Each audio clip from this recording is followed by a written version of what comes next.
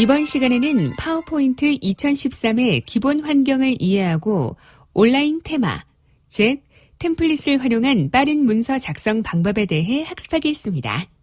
이번 시간 학습을 마치면 여러분은 프레젠테이션을 위한 시각적 도구로서의 파워포인트를 설명하고 파워포인트 2013에서 어떤 기능이 변화되었는지 파악하고 유저에게 맞게 이를 조절할 수 있습니다. 또 조합키와 도형 드로잉을 이용하여 슬라이드를 구성하고 간략하게 문서를 만들어 볼 수 있습니다. 파워포인트 2013 기본 환경 이해하기.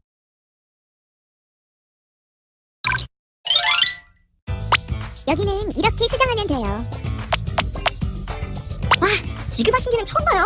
어떤 기능이에요? 파워포인트에 이런 기능이 있었나요? 이 기능 처음 봐요. 2013 버전에 있는 기능인데.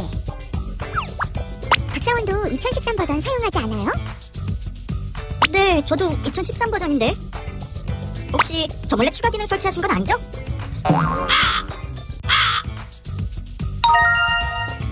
파워포인트 2013은 이전 버전인 파워포인트 2010 또는 2007 버전과 비교해 봤을 때 기능적으로도 외형적으로도 변화된 모습이 많이 보인다.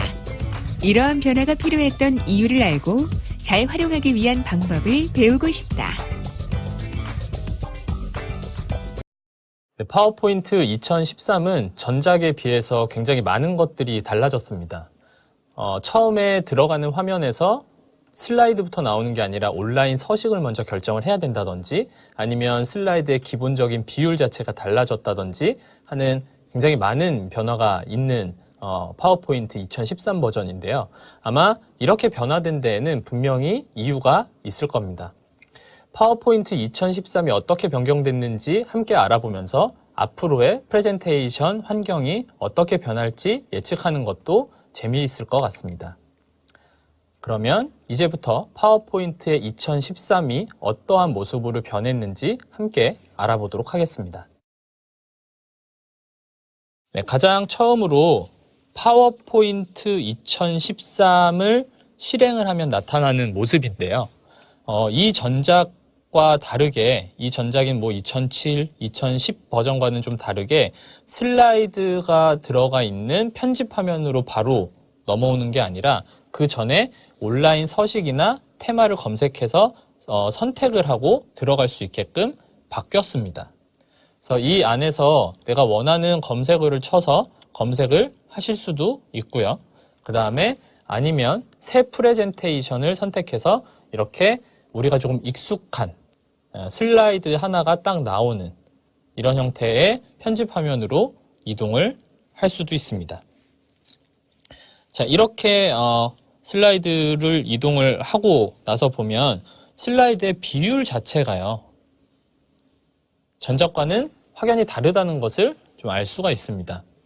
지금 이 비율은 16대 9 비율로 지정이 되어 있는데요. 이것을 어디서 보실 수 있냐면 파워포인트의 디자인 탭으로 들어가시면 오른쪽에 슬라이드 크기라는 것이 있습니다.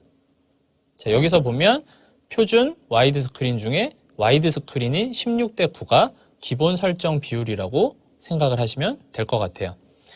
이전 버전이 2007, 2010은 모두 표준 4대 3 비율이 가장 기본 비율이었습니다. 이 와이드 스크린으로 변경돼서 실제로 어떤 이런 온라인 서식에서 찾을 수 있는 대부분의 온라인 서식 테마들 같은 경우에도 대부분 이렇게 4대 3이 아니라 16대 9 형태의 아주 와이드한 포맷을 가지고 있습니다. 이 와이드한 포맷은 사실은 앞으로 프레젠테이션 상황이 어떻게 변할지에 대해서 좀 예측이 가능한 부분이라고 할 수도 있는데요.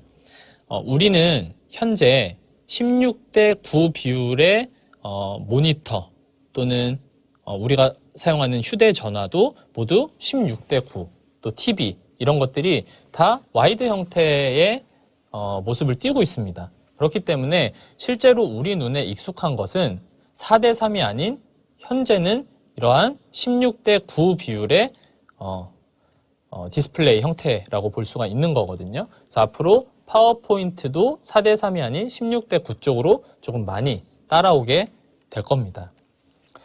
자, 그러면 이 비율을 기본적으로 좀 결정을 하고 좀 바꾸는 것도 아셔야 되는데, 역시나 디자인 탭으로 들어가셔서 슬라이드 크기를 지금 와이드 스크린이라고 하더라도 표준 형태로 바꾸실 수가 있습니다. 그런데 이제 표준 형태로 이렇게 누르시면 최대화할 것인지 맞춤 확인을 할 것인지 물어봅니다. 자, 이 안에서 슬라이드 안에 있는 내용을 내가 조금 작더라도 크기가 갑자기 변경되거나 뭐 줄이 밑으로 내려가거나 하지 않게 하려면 웬만하면 맞춤 확인을 선택하시는 것이 좋고요.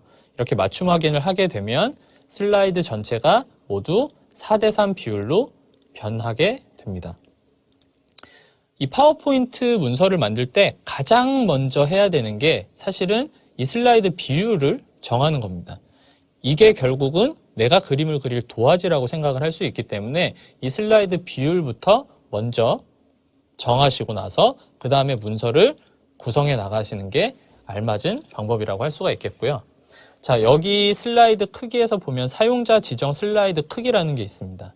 이 안에 슬라이드 크기에서 우리가 웬만큼 지정할 만한 값들은 다 고정값으로 세팅이 되어 있어요. 이 중에서 내가 보거나 어떤 제안 형태의 프레젠테이션을 많이 한다, 또는 이것을 인쇄 형태로 많이 뽑아야 되는 문서를 작성을 하는 거다라고 하면 웬만하면 애초에 A4 용지로 선택을 해서 슬라이드를 구성하는 것이 본인에게는 훨씬 더 이득입니다. 그래서 항상 4:3, 16:9를 고정적으로 세팅 값으로 가져갈 필요는 없고, 내가 어떠한 문서를 작성하느냐에 따라서 맞춰서 슬라이드의 비율도 함께 변경해 나가는 것이 좀 현명한 파워포인트 유저라고 말씀드릴 수가 있겠네요. 그 다음에 이 파워포인트에 들어와서 많이 이제 좀 변경된 기능들이 있는데, 그 중에 하나가 스마트 가이드라는 기능입니다. 지금 제가 어떤 도형들을 이렇게 만들어 보겠습니다.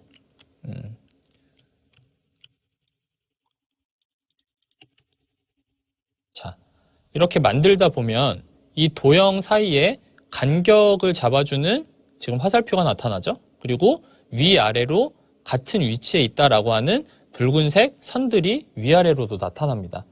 이것을 보고 스마트 가이드라고 하는데요.